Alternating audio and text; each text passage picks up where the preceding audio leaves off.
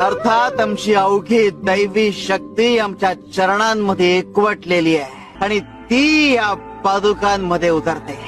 या चरणांनी धारण केलेल्या पादुका म्हणजे आमचं सत्व. तुम्ही या पादुकांवर डोकं ठेवता तेव्हा तो नमस्कार थेट आमच्या हृदयापर्यंत पोहोचतो. ही डावी पादुका, ही शिवस्वरूप आणि ही उजवी पादुका शक्ती स्वरूप. उजव्या पादुकेतली मारक शक्ती अवगुणांचा, वाईट प्रवृत्तीचा नाश करते आणि डाव्या पादुकेतली तारक शक्ती भक्तांचा उद्धार करते. अर्थात आमची अवघी दैवी शक्ती आमच्या चरणांमध्ये एकवटलेली आहे आणि ती या पादुका